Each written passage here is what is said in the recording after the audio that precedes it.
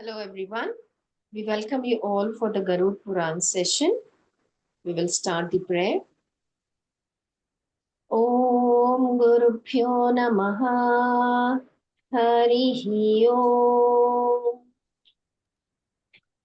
Vyasaya Vishnurupaya Vyasarupaya Vishnave Namo Vai Brahmanidhaye Vasisthaya Namo Namaha Om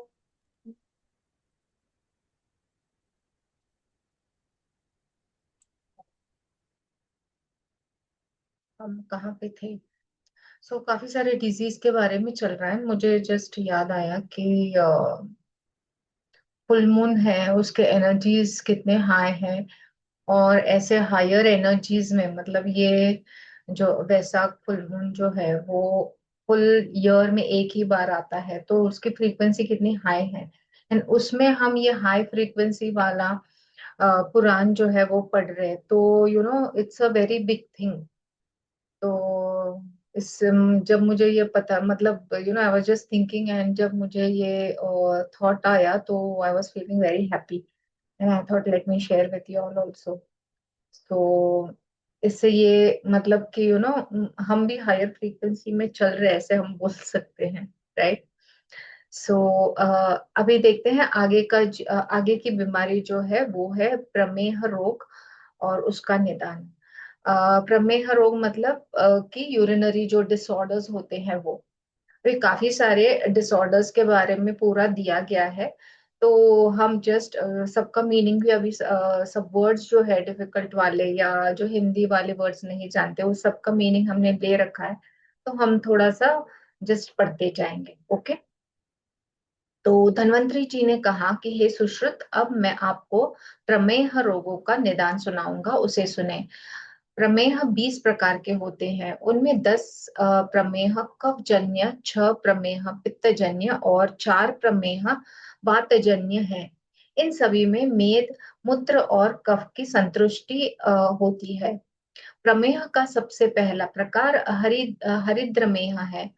इस प्रमेह के होने पर रोगी को कटु रस मिश्रित मूल हल्दी के समान मलमूत्र होता है। इस प्रमेह का दूसरा प्रकार मंजिष्ठा मेह है। मंजिष्ठा मेह के होने पर मंजिष्ठ वर्ण के जल से, मंजिष्ठा एक फ्लावर है मतलब लाइट रेड कलर का, तो उसके कलर के जैसे जो है वो वर्ण के जल के सदृश होता है। इसका तीसरा प्रकार है रक्तमेह। इस रक्तमेह में होने वाले रक्त वर्ण की आभा वाला कच्चे मांस की गंध से समन्वित उष्ण तथा लवण तत्व मिश्रित मूत्र होता है। वसा में हमें चर्बी मिला हुआ होता है। Just one moment.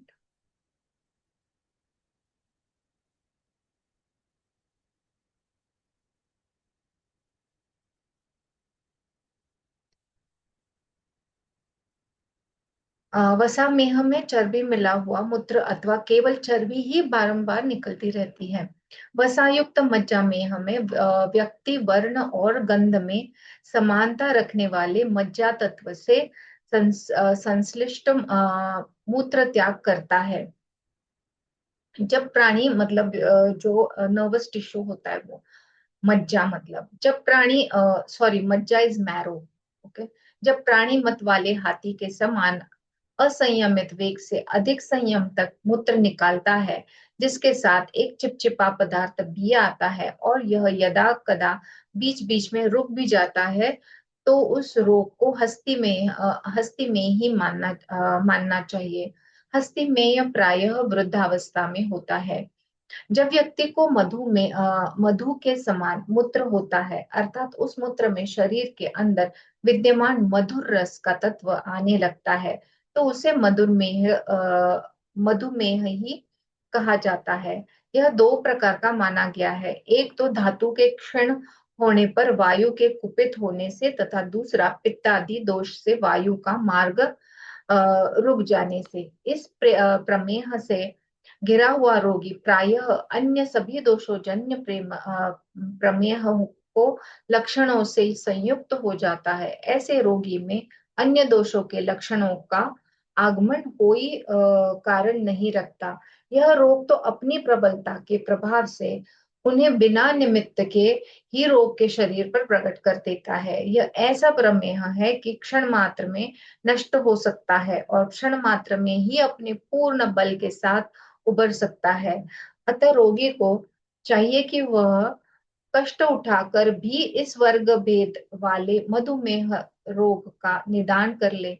इसकी सामयिक अपेक्षा कर देने पर प्राणी के शरीर का सब कुछ मधुमेहता को ही प्राप्त कर लेता है, अर्थात शरीर के समस्त स्त्रोतों में इसका विकार पहुंच जाता है और एक दिन मधुमेह के अतिरिक्त कुछ शेष नहीं रह जाता। उसकी असामयिक असामयिक मृत्यु हो जाती है। इसका विस्तार हो जाने पर सभी प्रकार के मेह रोगों में रोगी प्रायः मधु के समान ही गाढ़ा मूत्र नली से निकलता है। शरीर में जो मधुरता है वह मधुरता इन सभी प्रमेहों में नष्ट होती है, इसलिए इन सभी प्रमेहों को मधुमेह ही कहा जाता है। इस प्रमेह रोग में रोगी अपच, अरुचि, वमन, अनिद्रा, खांसी और पीनस के उपद्रव से ग्रस्त हो जाता है। कफजन्य प्रमेह में बस्ती तथा मूत्राशय भाग में पीड़ा, दृष्ट पुष्ट शरीर का क्षरण और ज्वर के उपद्रव जन्म लेते हैं। पित्त प्रमेह होने पर रोगी के शरीर में दाह, तृष्णा, खट्टी डकार, मूर्छा, अतिसार एवं मलभेद का विकार होता है।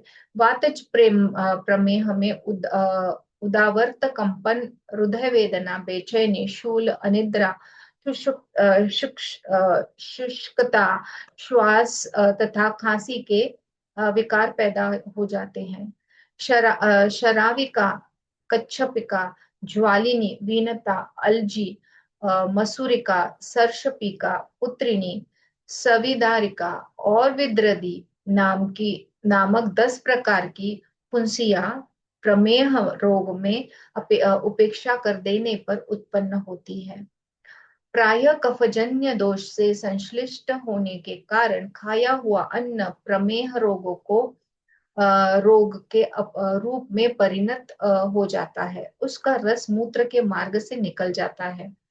मधुर, अम्ल, लवण, स्निग्ध, भारी, चिकना और शीतल पेय, नया चावल, मदिरा, मिर्च, मसाला, मांस, इक्षुरस, गुड़, गोरस के सेवन के एक स्थान और एक आसन पर शयन इस मधुमेह रोग के उत्पादन है।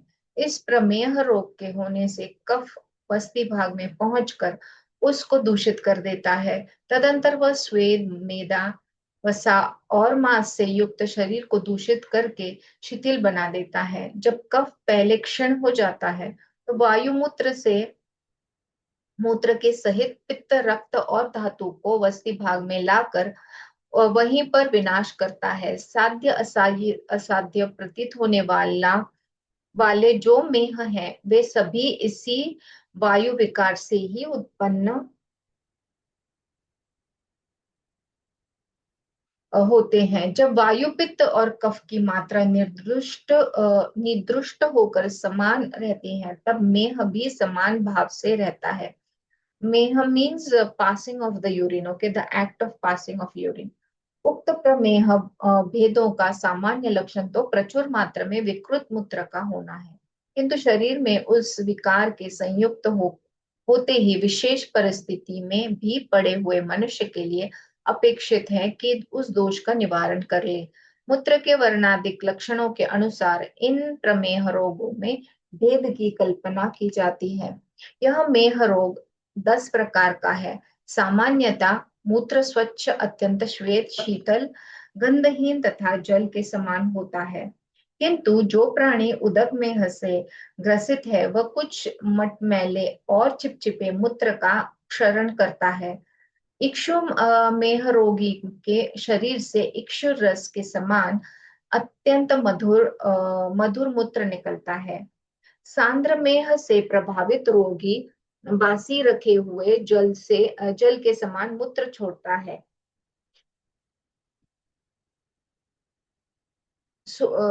जो सांद्र में है वो है मतलब जो थिक होता है यूरिन, और काफी सारे सेडिमेंट्स होते हैं। ओके, प्रॉपर स्टोन्स नहीं निकलते, पर जो सेडिमेंट्स मडी जैसा यूरिन होता है ना जिनका, तो क्या बोल सकते हैं, जो स्टोन्स होते हैं वो पूरे सैंड की तरह होते हैं। ओके। सुमा में ही सुरा में ही रोगी का मूत्र स्राव सुरा दैट इज मदिरा के सदृश होता है, जो ऊपर से देखने में स्वच्छ तथा सांद्र प्रतीत होता है किंतु अंदर से गाढ़ा रहता है। पिष्ट मेह से ग्रसित रोगी के प्राय मूत्र स्राव के समय रोमांच हो उठता है। वह तांदुल मिश्रित जल के समान अत्यंत श्वेत मूत्र का परित्याग करता है। जो शुक्र में ही है उसको शुक्र मिश्रित अथवा शुक्र के समान वर्ण वाला मूत्र गिरता है। सिकता अर्थात रेत मेह से पीड़ित व्यक्ति को रेत के समान ही मूत्र तथा उसके सदृश मल तथा विकार हो जाता है। शीत में ही रोग को प्राय अधिक मात्रा में मधुर और अत्यंत शीतल मूत्र गिरता है। जो रोगी शनैः ही विकार से संतप्त है, वह धीरे धीरे बार बार मंद मंद गति से मूत्र क्षरण किया करता है। लाला में ही रोगी लाला तंतु अर्थात लार के समान तार बनने वाला, मतलब सलाइवा के जैसा तार बनने वाला चिपचिपे मूत्र की धार छोड़ता है। क्षार मेह होने पर रोगी गंध वर्ण रस तथा स्पर्श में समान क्षार युक्त मूत्र करता है। नील में ही नील वर्ण के समान और मसी अर्थात साई स्याही के सदृश कृष्ण वर्ण वाले मूत्र का परित्याग करता है। संधि स्थान मर्मस्थल मासाल भाग तथा कोष्ठ प्रदेशों में जो प्रमेह पीड़िका होती है वह अंत में उन्नत मध्य में निम्न आर्द्रता से रहित और सहन करने वाली पीड़ा से समन्वित होती है। जो पीड़िका दैट इज फुंसी किनारों पर ऊंची बीच में नीची श्याम वर्ण क्लेद और वेदना से युक्त होती है तथा जिसकी शराब दैट इज मिट्टी का कसूरा के समान स्थिति और आकृति होती है, उसे शराविका कहते हैं। जो पीड़िका कछुए के समान होती है और उसमें जलन रहती है, उस पीड़िका को विद्वान लोग कच्छपिका नाम से स्वीकार करते हैं। बहुत बड़ी नील वर्ण समान दिखाई देने वाली पीड़िका को, मतलब जो जो अलग अलग शेप के साइज के कलर के फुंसियां आते हैं वहां पर, तो उसका वर्णन दिया गया है। वीनता के नाम से माना गया है। शरीर में उस पीड़िका के उभर आने से त्वचा में जलन होती है और रोगी कष्ट का अनुभव करता है। उसी पीड़िका को ज्वालिनी कहा जाता है। रक्त श्वेत तथा स्फोट का रूप धारण करने वाली कठोर पीड़िका का नाम अलजी है। जो पीड़िकाएं मसूर के समान अ, आकृति वाली, उन्हें मसूरिका के नाम से जाना चाहिए। जिह्वा में सरसों के समान छोटी छोटी उभरे हुए दानों को सर्षपिका कहा जाता है, जो रोगी को अत्यधिक कष्ट देते हैं। पुत्रिणी नामक पीड़िका बड़ी अथवा छोटी होती है। यह अत्यंत सूक्ष्म ही हो सकती है। जो पीड़िका विदारी कंद के समान गोल तथा कठोर होती है उसका नाम विदारिका है। विद्र के क्षणों से युक्त अर्थात पीप से युक्त, मतलब पस से जो युक्त पीड़िका को विद्रधिका कहा जाता है। पुत्रिणी और विदारी नामक प्रमेह जनित पीड़िकाएं अत्यंत कष्टकारी होती है।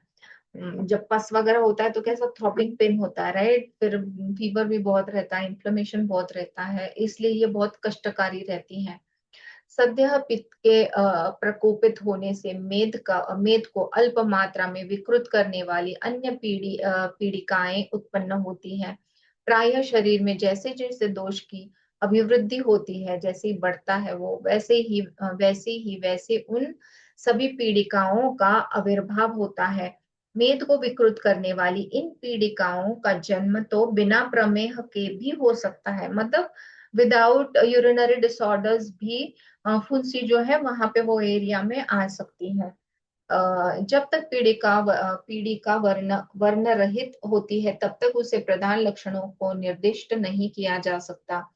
जो हल्दी के समान अथवा रक्त वर्ण या प्रारंभिक स्वरूप का परित्याग करने वाली रक्त मूत्र का क्षरण करता है, उसको प्रमेह रोग बिना पित्त रोग जानना चाहिए। रक्त पित्त रोग के प्रभाव से ही मूत्र का रंग जो है हरिद्रा एवं रक्त वर्ण का हो जाता है। प्रमेह रोग का पूर्व रूप में जो प्राय सिम्टम्स है वो स्वेद, अंग विशेष में अप्रिय गंध और अंगों में शिथिलता, शैया, भोजन, निद्रा तथा सुख की आसक्ति, हृदय, नेत्र, जीवा एवं कानों में असाधारण या साधारण भारीपन, जलन, बाल और नाखूनों में अभिवृद्धि, शीतल पदार्थों के प्रति प्रेम, कंठ तथा तालू में शोथ, मुख पर माधुर्य भाव और हाथ पैर में जलन के लक्षण दिखाई देते हैं। प्रायः इन सभी प्रमेह रोगों के रोगी द्वारा किए गए मूत्र पर चींटियां दौड़ने लगती हैं। प्रमेह रोग में तृष्णा, मधुरता तथा चिकनाहट का लक्षण तो सामान्य है, किंतु मधुमेह होने पर अनेक प्रकार के विकारों का जन्म हो जाता है। शरीर में इस रोग के परिव्याप्त होने पर इसकी उत्पत्ति का कारण कफजन्य मानना चाहिए अथवा सभी दोषों के क्षीण हो जाने पर ये प्रमेह का कोई विकार दिखाई देता है तो वह वायुजन्य होता है। प्रमेह के यह सभी प्रकार तो कफ और पित्त से युक्त होते हैं। यथाक्रम जन की उत्पत्ति, रति, प्रसंग की आसक्ति के कारण रोगी के मूत्र भाग में होती है। जो प्रमेह पित्त दोष के कारण उत्पन्न होता है वे व्याप्य है। साध्य वही प्रमेय होता है जो अपने संपूर्ण लक्षणों से समन्वित होकर रोगी के शरीर में दिखाई नहीं देता। यदि वह सभी लक्षणों से पूर्ण हो जाता है तो उसका निवारण असंभव है। तो ये हो गया प्रमेह रोग। अभी हम आते हैं जो है विद्राधि मतलब जो है एब्सेस जो होते हैं, एब्सेस जो होते हैं वो फुंसी से बड़े मतलब छोटे भी एब्सेस होते हैं पर थोड़े से फुंसी से बड़े रहते हैं साइज में। एंड काफी बार उसमें पस फॉर्मेशन होता है या कभी कभी ब्लड भी होता है उसमें। एंड बहुत बार वो स्लोली स्लोली बढ़ के फिर इतने बढ़ते हैं कि कभी कभी आपको एब्सेस को काट के वो पस निकालना पड़ता है क्योंकि बहुत सारा इन्फेक्शन हो जाता है उसमें। ओके। एव गुल्म, गुल्म यानी कोई भी जो पाल्पेबल आपको लंप दिखाई देता है बॉडी में, दिखाई नहीं, आपको फील होता है जब आप पाल्पेट करते हो। पाल्पेट माने जब आप हाथ से देखते हो, हाथ लगाते हो तो जो आपको जो पाल्पेबल जो लंप लगता है कहीं पे भी, वो या फिर कोई सिस्ट है वो या कोई ट्यूमर है वो, तो उसको इसको गुल्म करके कहा गया है। ओके। तो इन दोनों का जो निदान है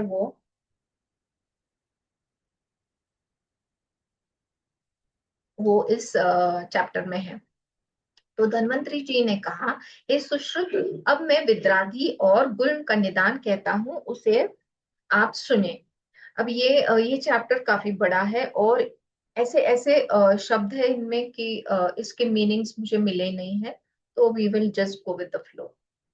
बासी एवं अत्यंत उष्ण रुक्ष शुष्क तथा विदा विदाहकारी, विदाहकारी मतलब बर्निंग वाला या जो उष्णता से करोड़ कर देता है आजू बाजू को, तो वैसा विदाहकारी भोजन करने से, स्पेशली हम बहुत तीखा बहुत तेज खाते हैं तब वैसा होता है।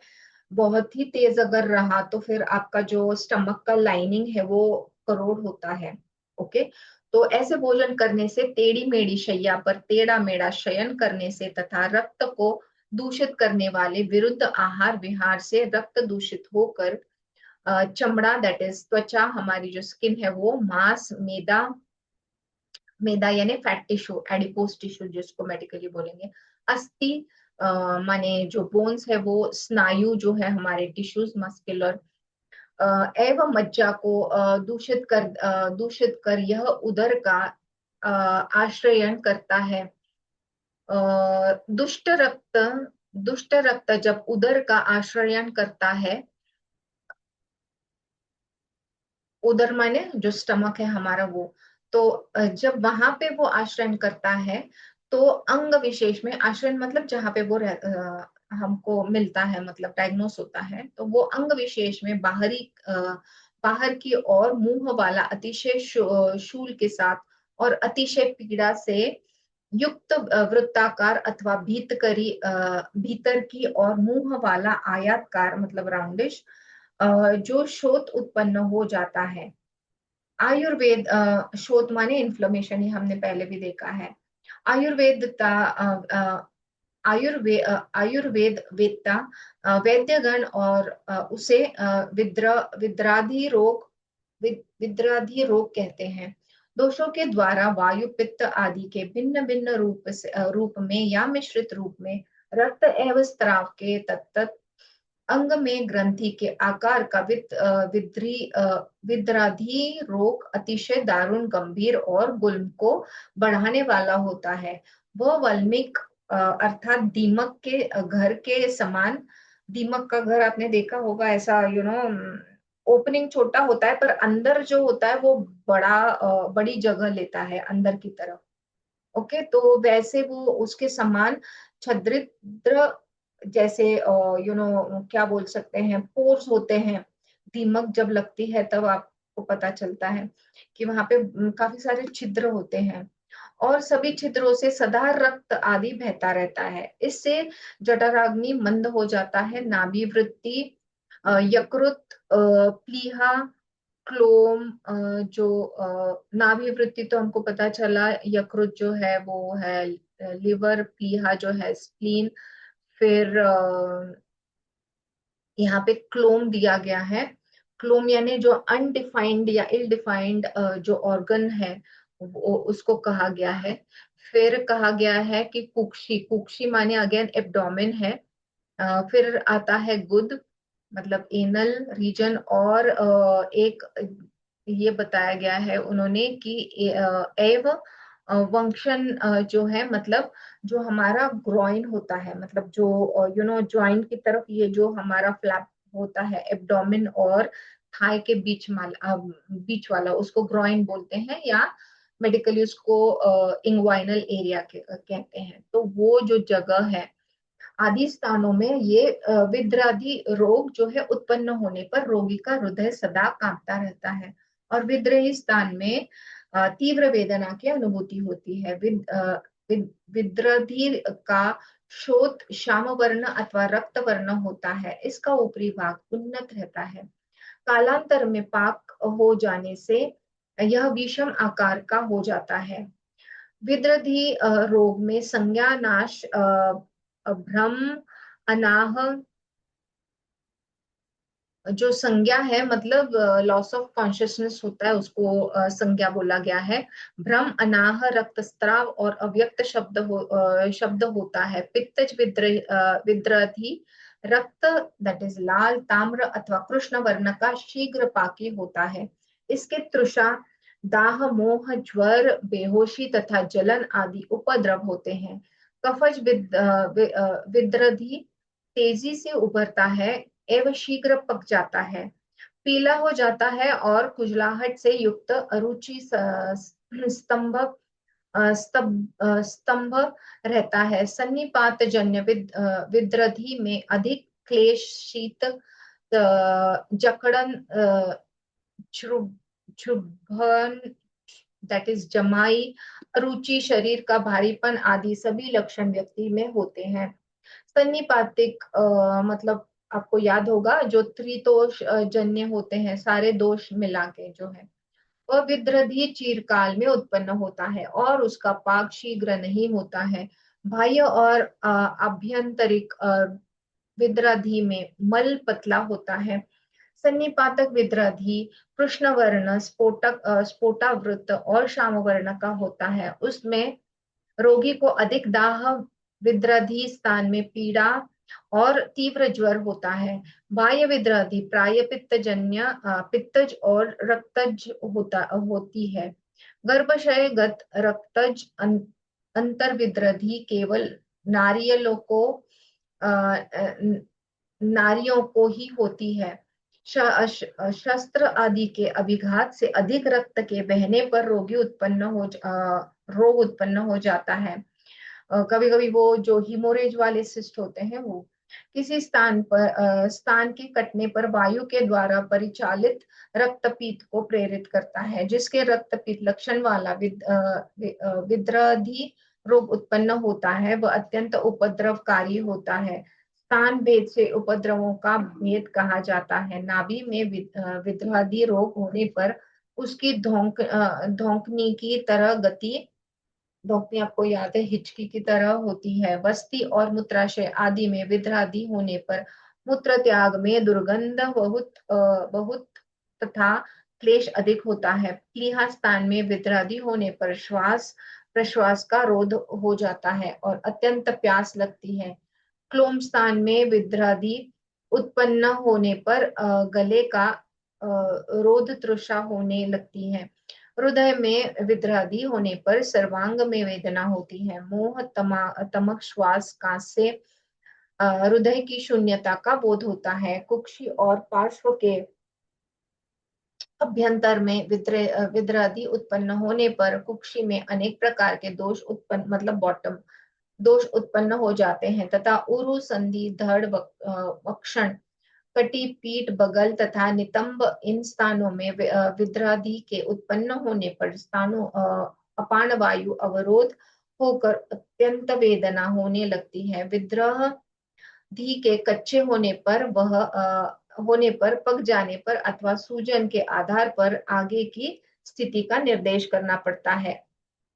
आंतर विद्रादि यदि नाभि से उत्पन्न ऊर्ध्वमुखी है तो मवाद एवं रक्त का स्राव मुख से होता है और नाभि के नीचे होने पर गुदा मार्ग से स्राव होता है तथा नाभि में होने पर दोनों ओर से होता है। उच्च विद्रादि में दोष क्लेद के समान जानना चाहिए।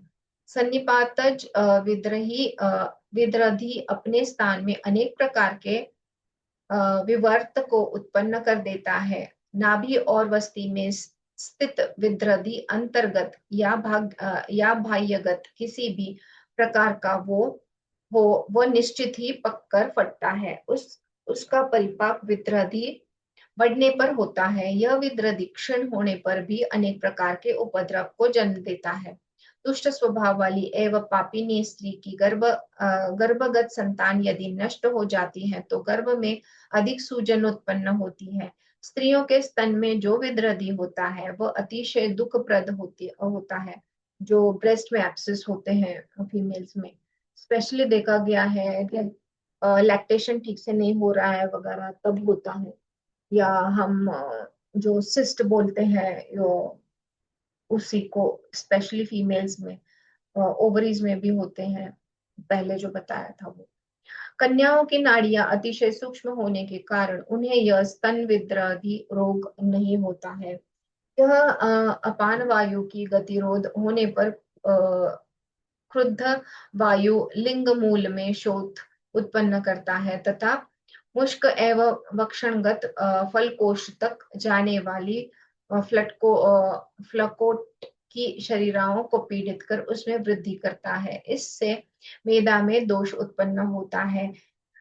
यह वृद्धि रोग है जो 7 प्रकार का होता है। वातज पित्तज कफज रक्तज मेदज मूत्रज और अंत्रज। वातज वृद्धि रोग में मूल वार्ता पूर्ण कठोर स्पर्श वाला तथा बाह्य और अभ्यंतरिक एवं रुक्ष वायु के कारण जलन पैदा करने वाला होता है। पित्तज जो है वो वृद्धि रोग पके हुए गुलर के फल के समान दाह और उष्मा से युक्त होता है और पक जाता है। कफज वृद्धि कफजन्य होती है। वह तीव्र गुरु स्निग्ध और कठोर तथा खुजली से युक्त रहती है। इसमें अल्प वेदना होती है। रक्तज वृद्धि कृष्ण वर्ण स्फोट से युक्त पिंड के समान होती है और उसके वृद्धि का लक्षण पित्तज के समान होता है। मेदज वृद्धि मृदु और ताल फल के समान होती है। इसके लक्षण कवचन के समान होते हैं जो मूत्र के वेग को धारण करते हैं उनको मूत्रज वृद्धि रोग उत्पन्न होता है। इनमें मूत्र कृच्छा हो जाता है, मतलब बहुत पेनफुल। मूत्रज वृद्धि में अंडकोश मस के समान हिलता है। यह वेदना युक्त और मृदु होती है। इसमें मूत्र कृच्छ्र हो जाता है और अंडकोश के नीचे के भाग में कंकन जैसा आकार उत्पन्न हो जाता है। अंडकोश माने टेस्टिकल्स मेल में, और फीमेल्स में ओवरीज में हमने देखा है सिस्ट हो जाते हैं। अंतरज वृद्धि रोग वायु को कुपित करने वाले आहार से और शीतल जल में स्नान करने से तथा मलमूत्र के वेग को रोकने से, अंग की चेष्टाओं से क्षुब्ध किए जाने पर जब ओज शक्ति क्षुब्ध होकर शरीर को क्षीण कर देती है, तब वायु दूषित होकर रक्त को नीचे की ओर ले जाता है। इससे संधिस्थानों में ग्रंथि के समान शोथ हो जाता है। वृद्धि रोग की उपेक्षा करने पर गुल्म वृद्धि, अंत्र वृद्धि, अध्याम आदि अनेक प्रकार के रोग उत्पन्न हो जाते हैं। रोगी अत्यंत पीड़ित हो जाता है, अभ्यंतर में शब्द होने लगता है और वायु शीरा प्रदेश में अद्यामान अ, अद्या अद्म्यान हो जाता है। रक्तज गुल्म वृद्धि रोग असाध्य है और इसके लक्षण वातज वृद्धि रोग के समान होते हैं। गुल्म वृद्धि रोग काली नीली शिराओं के जल से उसी प्रकार का व्याप्त होता है जैसे कोई झरोका मकड़ी के जाल से आवृत हो जाता है। यह गुल्म रोग 8 प्रकार का होता है: वातिक, पैतिक, श्लेष्मिक, पैतिक, वात श्लेष्मिक, पित्त कफ और त्रिदोषजन, दैट इज सन्निपातक। ऋतु संबंधित रक्त के दूषित होने पर आठवां जो है अ, अर्थवेद अर्थव दोष। फिर गुल्म केवल स्त्रियों के गर्भाशय में होता है। जो मनुष्य ज्वर, मूर्छा, अतिसार के द्वारा एक वमन, विरेचन आदि पंचकर्म के द्वारा दुर्बल हो तथा वात कारक अन्न का भोजन करे, जो शीत से अथवा भूख से पीड़ित हो और भोजन से पूर्व खाली पेट अधिक जल पिए अथवा जल में तैरे एवं देह को क्षुब्ध करने वाला उपवास करे तथा वमन का वेग न होने पर भी वमन करने का प्रयास करे, स्नेहन स्वेदन के बिना वमन, विरेचन आदि करे अथवा ठीक प्रकार से शुद्धि। अगर आप देख रहे हैं तो मतलब अगर गलती से आजकल जैसे हम रील्स में बहुत सारे क्रियाज वगैरह सब देखते हैं, एंड वो प्रिस्क्राइब भी करते हैं कि ऐसा ऐसा करना चाहिए, पर बिना कोई बैकग्राउंड, मतलब आपने कुछ सुना तो उसके बैकग्राउंड में जाके उसको पढ़ो अच्छे से एंड फिर कुछ करो। क्योंकि कोई भी चीज जो नॉर्मल है वो गलती से थोड़े अलग तरीके से भी की प्रोसीजर तो तकलीफ हो सकती है, और फिर हमको पता ही नहीं चलता कि अरे मैंने तो कुछ नहीं किया, ये कैसे मुझे हो गया। ओके, तो जो विरेचन वगैरह ये बहुत सारी आयुर्वेदिक जो चीजें हैं वो मतलब प्रॉपरली करना बहुत इम्पोर्टेंट है। आदि करे अथवा ठीक प्रकार से शुद्धि कर्म के बिना वात विदाह की अन्न का सेवन करे या कष्ट देने वाले सवारी पर चढ़े तो संपूर्ण वात आदि दोष अलग अलग या एक साथ मिलकर देह स्त्रोत, दैट इज आम पक्वाशय में गमन करते हैं और ऊर्ध्व अधोमार्ग को आच्छादित या निरोध करके वायुशील उत्पन्न करते हैं। ऐसी दशा में छूने से अनुभव में आने वाले गर्म, ऊंचा उठा हुआ तथा गांठ जैसा गुल्म रोग उत्पन्न हो जाता है। धातु के क्षीण हो जाने से, कफ विष्टादि के द्वारा मार्ग अवरुद्ध हो जाने से वायु कोष्ठ में स्थित हो जाता है और रुक्षता के कारण कठोर हो जाता है। यह अपने आश्रय अथवा पक्वाशय में स्वतंत्र रूप से दुष्ट हो जाता है और पराश्रय, दैट इज आमाशय, दैट इज स्टमक में परतंत्र भाव से कफादी से अधीन दुष्ट हो जाता है। तदंतर मल एवं श्लेष्मा से संयुक्त होने के कारण पिंड जैसा हो जाता है। इसे वातगुल्म कहते हैं। यह वस्ती नाभि, हृदय और पसलियों में उत्पन्न होते हैं। वातज गुल्म रोग में सिर में पीड़ा, ज्वर, प्लीहा, अ, अंत्र कुजन, सुई के वेद के समान पीड़ा, ये सभी उपद्रव होते हैं। मतलब प्रिकिंग पेन, ये बहुत कष्ट से मूत्र होता है। उक्त रोग वायु चलित होकर शरीर, मुख, पैर, शोथ, अग्नि, मांद आदि उपद्रव को उत्पन्न करता है। विशेषतः शरीर में चमड़ा रुक्ष और कृष्ण वर्ण का हो जाता है। वायु के चंचल होने के कारण गुल्म रोग का कोई निर्दिष्ट एक स्थान नहीं है, अतः यह अनेक प्रकार की व्यथाएं उत्पन्न करता है। वातज गुल्म रोग के चींटी के चढ़ने या काटने जैसा स्फुरण होता है और चुभने की तरह व्यथा होती है। पित्तज गुल्म रोग में दाह, अम्लोद्वार, मूर्छा, मलभेद, पसीना, तृष्णा और ज्वर, ये सभी उपद्रव होते हैं। संपूर्ण शरीर हल्दी के वर्ण का हो जाता है। इस रोग में शोथ भी हो जाता है और श्लेष्मा घटता बढ़ता रहता है। गुल्म के स्थानों में जलन सी प्रतीत होती है। कफज गुल्म रोग में स्थैमित्य, अरुचि, सिर में वेदना और अंगों में शिथिलता, शीत, ज्वर, पीनस, आलस्य, हल्लास, चमड़े का सफेद या काला होना आदि लक्षण होते हैं।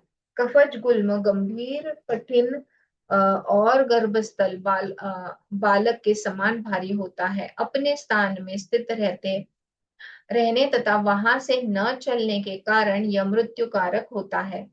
त्रिदोष जन्य गुल्म रोग में प्राय एक दूसरे के लक्षण खुले मिले रहते हैं। इसमें तीव्र वेदना और अतिशय दाह होता है।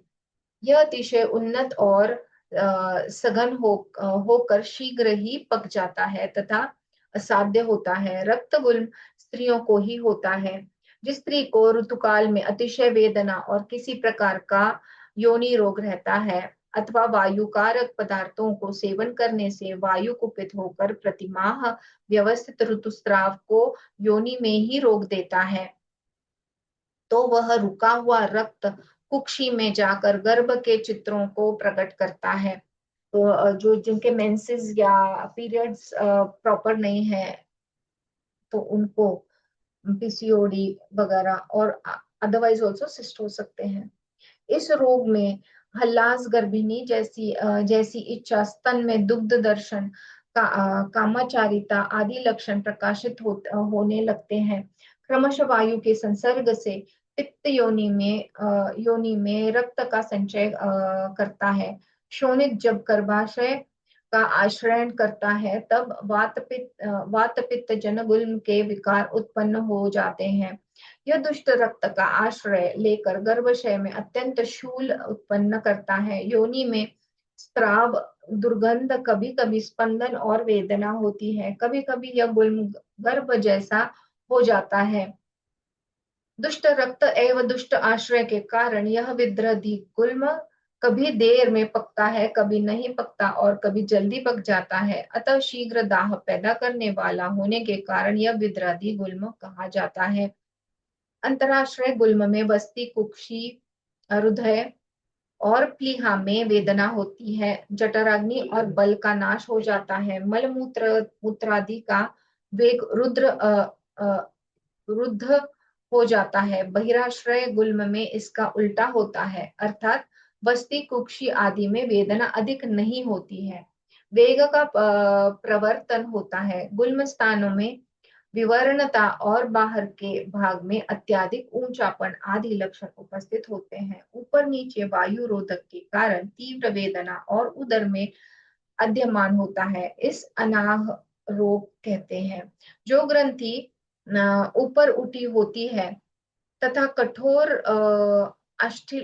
अष्ठिला की, दैट इज स्टोनी या हार्डेंड जो स्वेलिंग होता है ब्लैडर और आपके कहाँ पे एनस जो है उसके बीच वाला जो होता है, यू नो तो वो ऑब्स्ट्रक्ट करता है आपकी यूरिन पास होने को और आपके मोशन को भी पास होने को। तो ये कठोर जो है वो उसको बोलते हैं अष्टिला की, नहीं सॉरी, अष्टिला की तरह होती है। उसे अष्टिला, हाँ उसे अष्टिला विद्राधि कहते हैं।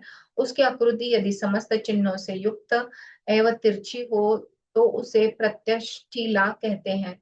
पक्वाशय में उत्पन्न होने वाला वायु तीव्र वेदना से युक्त होकर डकारों की अधिकता, शौच का विबंध, पक्वाशय मतलब जो डाइजेस्टिव सिस्टम है वो, भोजन की अनिच्छा,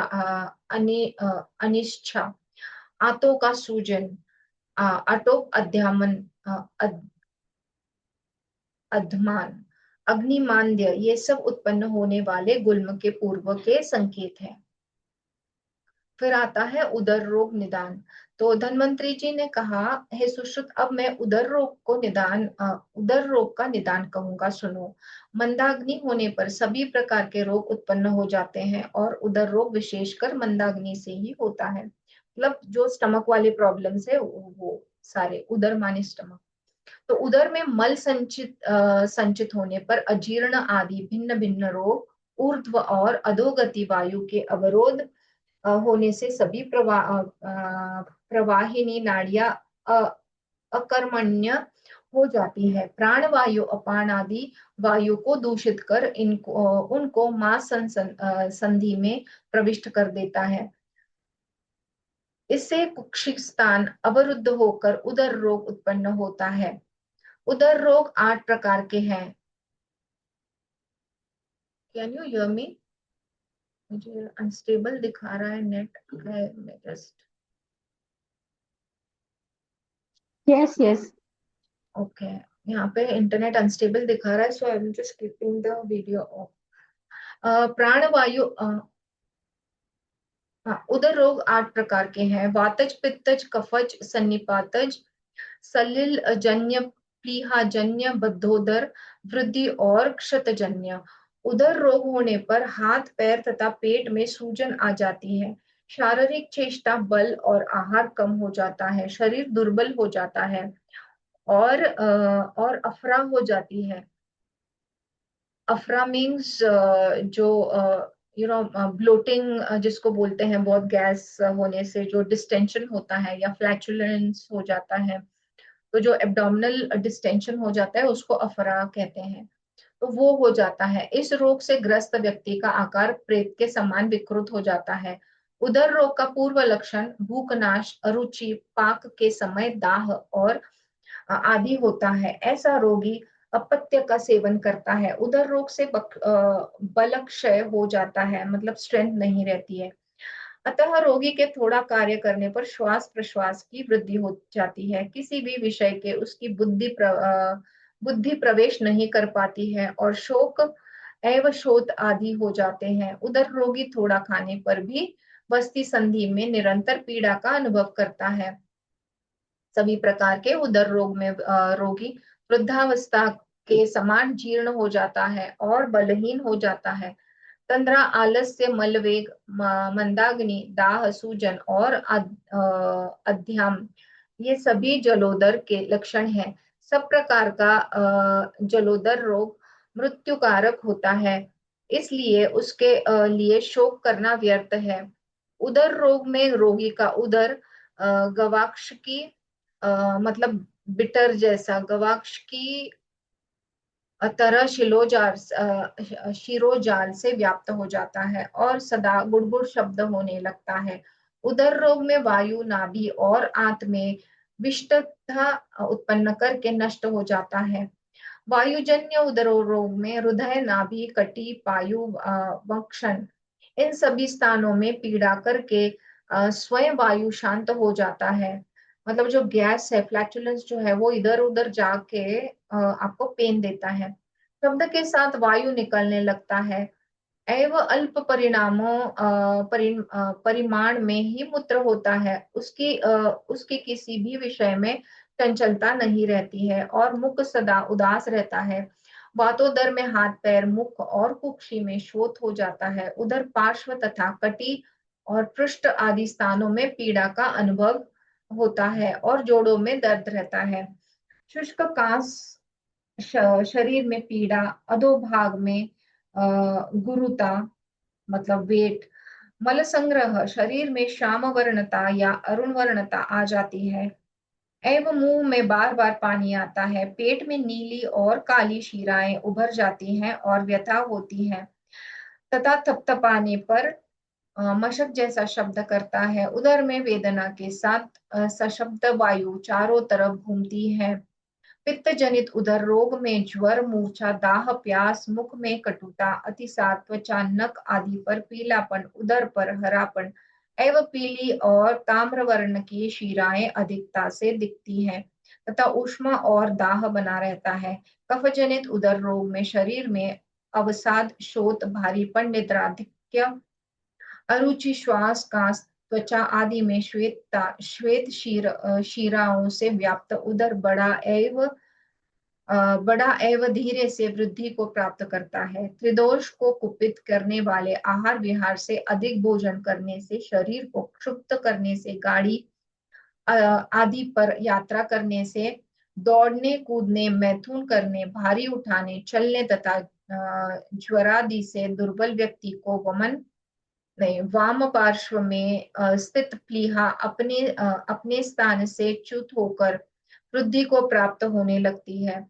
प्लीहा पहले कठोर तथा पुनः उन्नत या उठा हुआ होकर उदर उदर रोग उत्पन्न करता है और श्वास का मुख विरसता, अफरा, शूल, पांडु, वमन, मूर्छा, शरीर वेदना, दाह, विभ्रम आदि अनेक प्रकार के रोग उत्पन्न हो जाते हैं। उदर का रंग काला, लाल, विकृत नीला एवं पीला हो जाता है। प्लीहोदर में भी वात, पित्त और कफ का संबंध रहता है। प्लीहा के समान ही उदर के दक्षिण भाग में स्थित यकृत विकृत होकर भी उदर रोग उत्पन्न करता है। मतलब डाइजेस्टिव सिस्टम का कोई भी पार्ट अगर प्रॉब्लमेटिक है तो उससे डाइजेशन के प्रॉब्लम होते हैं, specially stomach area, stomach affect हो जाता है। कुपित अपान वायु मल, पित्त एवं कफ को अवरुद्ध करके उदर में बद्धगुदोदर नामक रोग उत्पन्न कराता है और ज्वर, काश, श्वास एवं सिर, नाभि, पार्श्व और गुदा में पीड़ा उत्पन्न करता है। उदर स्थिर एवं अचल बना रहता है, उस पर नीली एवं लाल शिराओं का जाल दिखता है और उदर के ऊपर का हिस्सा गाय की पूंछ के समान होकर मल संचय होता रहता है।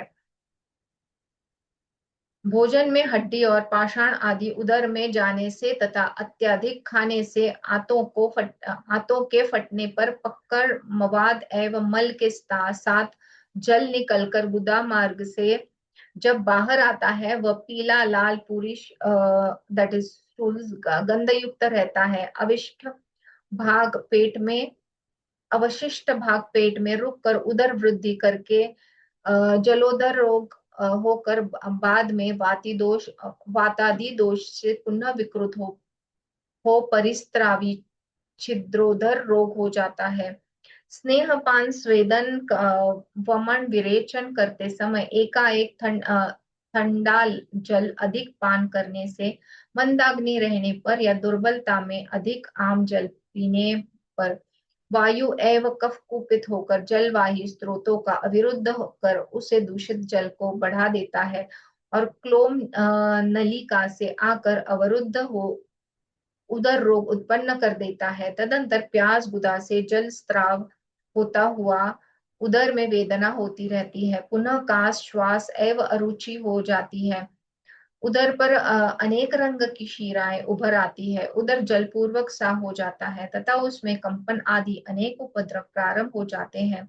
इस स्थिति में उसे ढकोदर, उदकोदर या जलोदर रोग कहा जाता है। उदर रोगों की उपेक्षा करने से वातादि दोष अपने स्थान से विमुख होकर जल को बढ़ाकर उस जल से शरीर के जोड़ों के स्रोतों के मुखों को गीला या आर्द्र कर देते हैं। अतः शरीर के पसीने के रुकने पर सभी स्रोत अवरुद्ध हो जाते हैं। इससे उदर परिपूर्ण होकर उदर रोग उत्पन्न होता है। किसी किसी रोग के उदर में अधिक जल के संचित हो जाने पर वह वर्तुलाकार हो जाता है।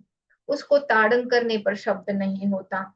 इस रोग में रोगी क्रमशः दुर्बल हो जाता है। यह रोग भयंकर होता है और नाड़ी को दबाने पर जल आगे बढ़ जाता है। उदर रोग में जब उद्गत शिराएं अंतर्हित हो जाती है, तब उस रोग को सभी लक्षणों के अक्रांत कहा जाता है। वातोदर, पित्तोदर, कफोदर, श्लेष्मोदर, प्लीहाहोदर, सन्निपातोदर और जलोदर, ये क्रमशः कष्ट साध्य हो जाते हैं। एक पक्ष के भीतर ये इस रोग में जल एकत्र होने लगता है। ये सभी उदर रोग जन्म से ही कष्ट साध्य होते हैं।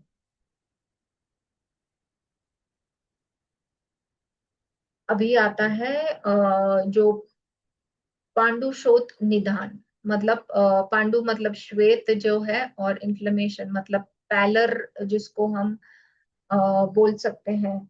तो पैलर जिसमें आ जाता है, मतलब व्हाइटिश बॉडी या आंखें दिखने लगती है, तो उनको सिवियर एनीमिया होता है। तो पांडुशोथ माने सिवियर एनीमिया। तो धन्वंतरी जी ने कहा, हे सुश्रुत, अब मैं पांडु और शोथ रोग का निदान करता हूँ, उसे सुनो। पीत प्रधान द्रव्यों से संपूर्ण वातादि दोष कुपित करने वाले हेतुओं से पित्त एवं मल कुपित होकर पांडु रोग उत्पन्न करते हैं।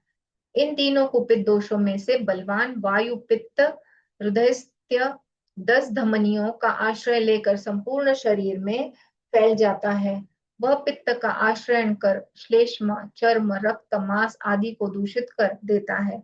इससे दूषित रक्त चमड़े और मांस के बीच में जाकर चमड़े को भिन्न भिन्न रंग का कर देता है। इस रोग में चमड़ा हरिद्रादि अनेक रंग का हो जाता है, परंतु इसमें पीले रंग की अधिकता रहती है, क्योंकि हीमोग्लोबिन जो है वो कम हो जाता है। इससे इसे पांडुरोग कहते हैं। इस रोग में धातु का गुरुत्व और स्पर्श में शिथिलता होती है।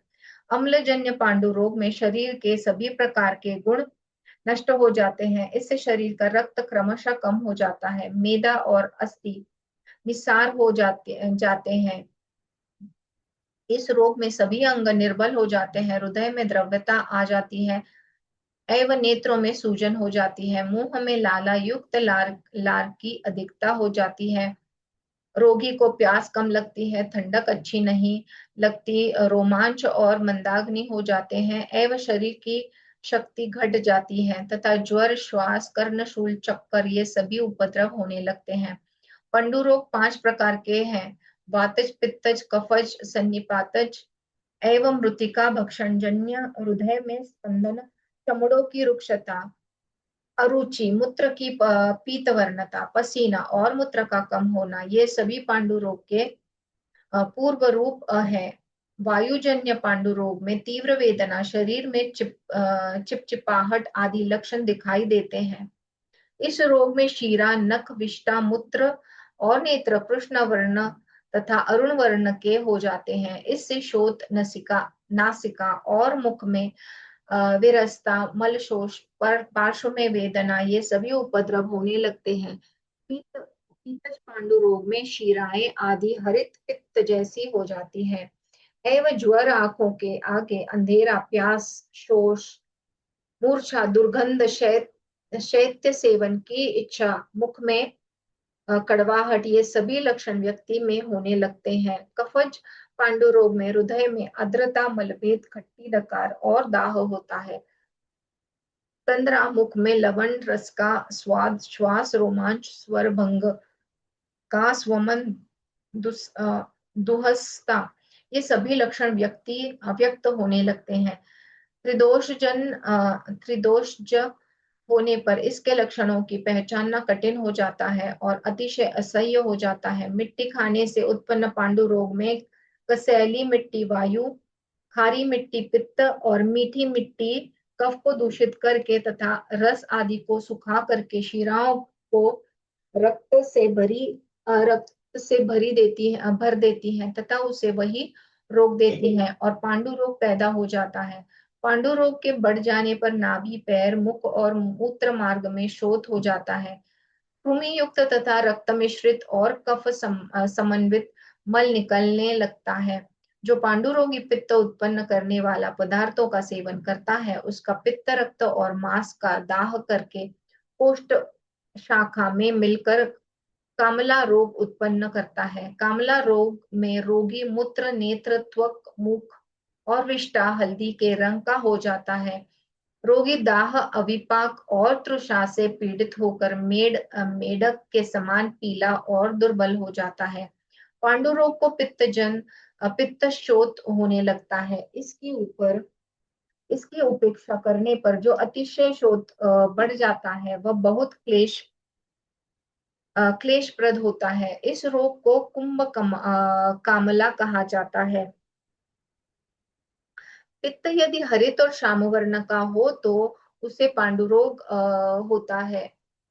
उस स्थिति में वात पित्त के प्रभाव से चक्कर आना, तृष्णा, स्त्रियों के प्रति अरुचि, थोड़ा थोड़ा ज्वर, तंद्रा, अग्निमांद्य और अतिशय आलस से ये सभी रोग के लक्षण व्यक्त हो जाते हैं। इस रोग को हल्लीमक नाम से जाना जाता है। पांडु रोग से उत्पन्न सभी उपद्रवियों में शोथ प्रधान है, इसलिए शोथ का वर्णन किया जाता है। वायु कुपित होकर रक्त, पित्त और कफ को दूषित करने के कारण वह त्वक, शीरा और मांस का आश्रय लेकर ऊंचाई पैदा करता है। सभी शोथ त्रिदोषक होते हैं, त्रिदोष होते हैं, क्योंकि सूजन, वात, पित्त और कफ इन तीनों से होती है। शोथ माने इन्फ्लेमेशन। इसलिए जैसे वातक, पित्त, पैतिक, श्लेष्मिक कारण भेद से शोथ 9 प्रकार के होते हैं। वातपैतिक, वात श्लेष्मिक, पित्त कफज, सन्निपातिक, पातिक, अविद्घातक, विषज और एकांगज। निज और अंगतुक भेद से यह दो प्रकार का होता है। सर्वांगज और एकांगज। विस्तृत, उन्नत, अग्रभाग गांठदार होने से इसके अवान्तर 3 भेद हैं। पित्त शोथ पीतवर्ण, कृष्णवर्ण या रक्तवर्ण का होता है एवं यह शोषणकारी होता है। यह बहुत जल्दी शांत नहीं होता। इस शोथ के उत्पन्न होने से पूर्व शरीर में दाह उत्पन्न होता है। तृष्णा, दाह, ज्वर, पसीना, भ्रम, क्लेद, मद ये सभी उपद्रव इसमें होने लगते हैं। इस रोग में रोगी को शीत वस्तु की इच्छा होती है, मलभेद हो जाता है, दुर्गंधी होती है, स्पर्श नहीं सहा जाता और कोमलता होती है। कफशोथ में खुजली होती है, रोम और चमड़ों में पीलापन, कठोरता, शीतलता, गुरुता, स्निग्धता, कोमलता, स्थिरता और पीड़ा होती है। इस रोग में निद्रा, मंदाग्नि, वमन ये सभी उपद्रव हो जाते हैं। आघात, अस्त्र शस्त्राधिकृत छेदन, भेदन से क्षत होने पर अभिघातज शोथ होता है। शीतल वायु तथा समुद्री वायु और भल्लातक रस के लग जाने एवं केवांच इत्यादि लग जाने से जो सूजन होती है वो फैल जाती है। वह अत्यंत गर्म लाल रंग का और पीतशोथ के लक्षणों से युक्त होता है। विषधर प्राणी के किसी अंग में ऊपर से चलने पर अथवा किसी अंग में मूत्र करने पर और विषहीन प्राणी के भी दाढ़, दांत एवं नख के द्वारा घात करने पर उस स्थान में जो शोथ उत्पन्न होता है वही विषज शोथ है। इसके अतिरिक्त विषधर प्राणी के विष्ठा, मूत्र, शुक्र आदि से सुने हुए वस्तु के संपर्क से, विष वृक्ष के वायु के सेवन से, विषयुक्त वस्तु शरीर पे मलने से शोथ रोग उत्पन्न होता है। विषज शोथ कोमल, गतिशील, अवलंबी, शीत, दाह और शूल को उत्पन्न करने वाला होता है। नए और उपद्रव रहित शोथ साध्य होते हैं और पहले कहे हुए असाध्य होते हैं। मतलब जो न्यू या अक्यूट इन्फ्लेमेशन होते हैं वो इजिली ट्रीटेबल है, पर अगर क्रॉनिक इन्फ्लेमेशन हो गया तो वो फिर असाध्य हो जाते हैं, मतलब थोड़ा डिफिकल्ट है ट्रीट करने को। फिर है विसर्प रोग का निदान। विसर्प माने जो जो एकदम अक्यूट वाले और बहुत फास्ट स्प्रेड होने वाले स्किन डिजीजेस होते हैं, और जो पस्टुलर लीजन्स, मतलब क्या बोल सकते हैं, अम, पस होने वाले ऐसे जो लीजन्स होते हैं स्किन पर,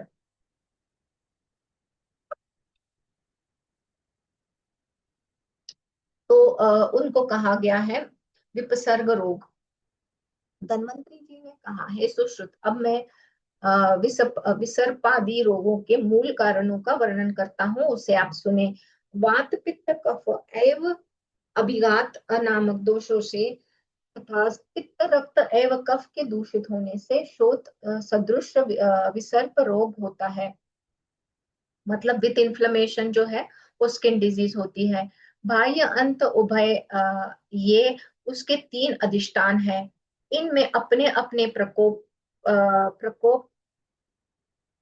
प्रकोपक तथा विदाहकारी कारणों से शरीर में शीघ्र विसर्पण कर बाहर एवं अंदर विकृत करके विसर्प रोग शरीर के बाहर तथा अंदर उत्पन्न होते हैं। कभी कभी उसको बोलते हैं ग्लैंडुलर डिजीजेस भी, मतलब जो ग्लैंड्स को अफेक्ट करते हैं वो।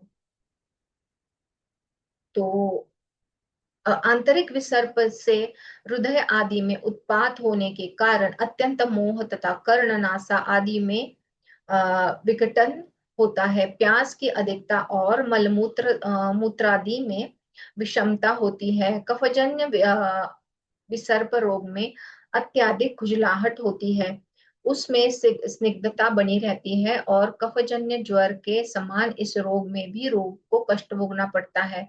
सन्निपातज विसर्प होने पर रक्त वातादि सभी दोषों के लक्षण प्रकट हो जाते हैं। इन सभी प्रकार के विसर्प भद्रों के उपेक्षा कर देने पर वे यथाक्रम अपने अपने दोषों के लक्षणों से समन्वित होकर फुंसियों के रूप में उभर आते हैं।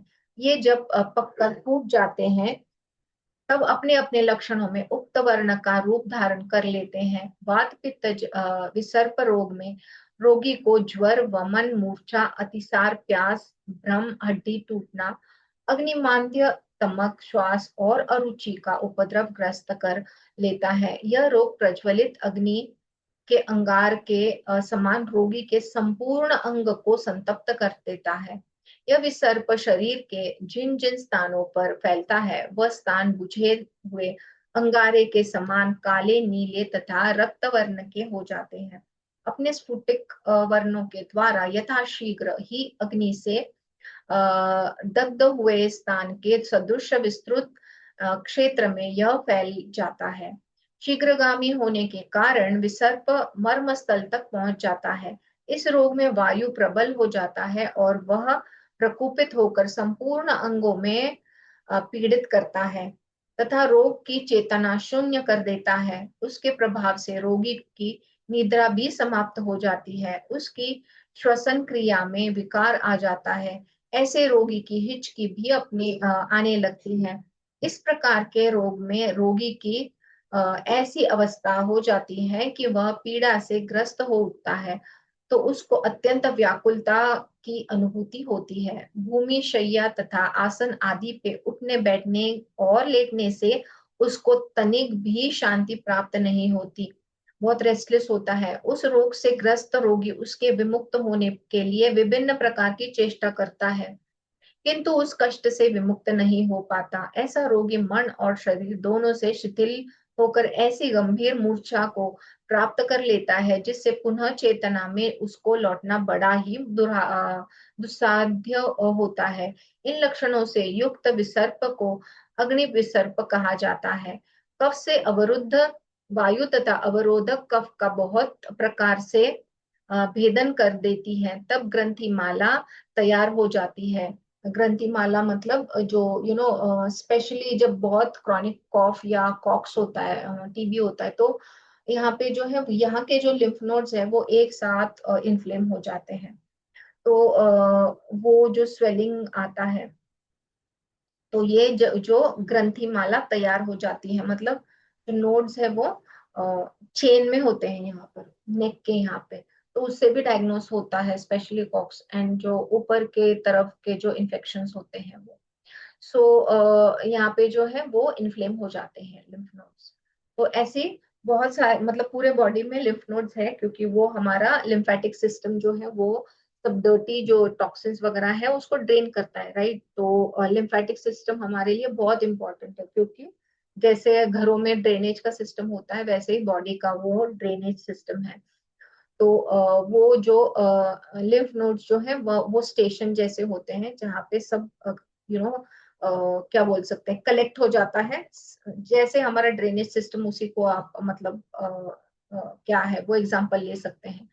तो वो एरिया का जो है सारे टॉक्सिन्स या नहीं चाहिए डेड सेल्स वगैरह सब सब सब लेके एक स्टेशन जो है जहाँ पे लिम्फ नोड्स होती हैं, सो समझो ये ऊपर का भाग और यहाँ का भाग का यहाँ पे लिम्फ नोड्स होती हैं, तो वो कलेक्ट हो जाते हैं एंड फिर यो जो ड्रेनेज सिस्टम है लिम्फ नोड्स के द्वारा जो पाइप्स है वहां से वो नीचे या जिस तरह उनका जो वे आउट है वहां पे भेज दिए जाते हैं।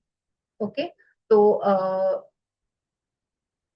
जब तब ग्रंथिमाला तैयार हो जाती है अथवा जिस रोगी का रक्त बढ़ जाता है उसके त्वचा, शीरा, स्नायु तथा मांसगत रक्त को दूषित करके वह वायु लंबी छल्लोदार स्थूल और खरदरी ग्रंथियों की रक्त भरी मालिका की सृष्टि करती है। इसके कारण रोगी को तीव्र पीड़ादायक ज्वर होता है। यह रोगी होने पर श्वास, खांसी, अतिसार, मुख शोष, हिचकी, वमन, भ्रम, मोह, वर्ण भेद, मूर्छा, अंग भेद और अग्निमांद के दोष से भी गिर जाता है। इस प्रकार कफ और वायु के संक्षोभ से संपन्न इस रोगी को ग्रंथि whisper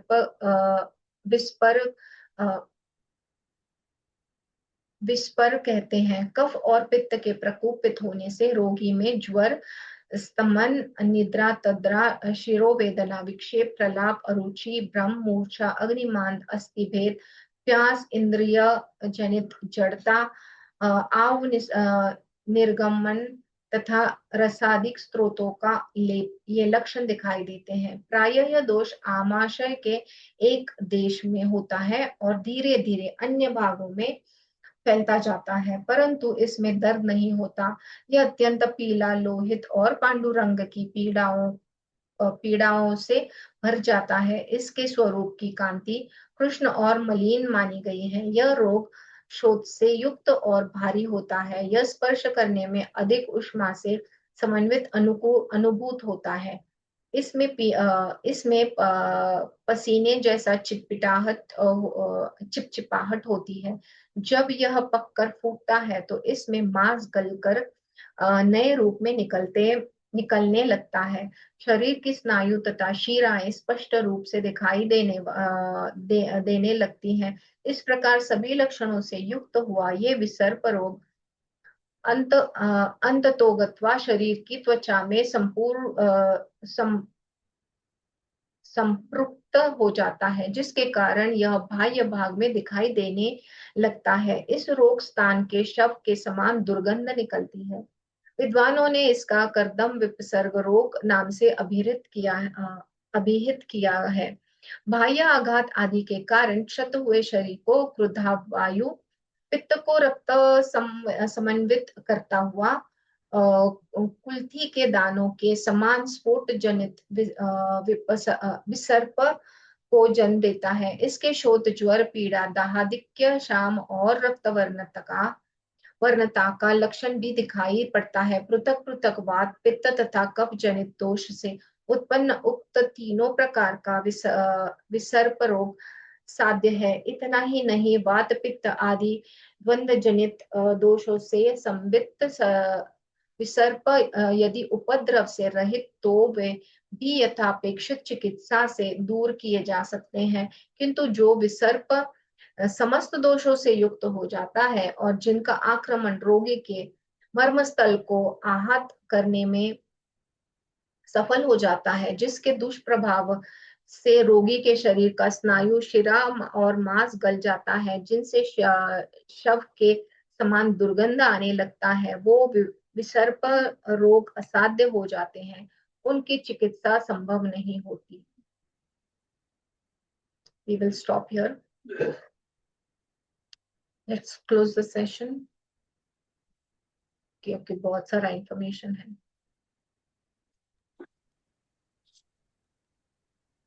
We will conclude the session with the prayer.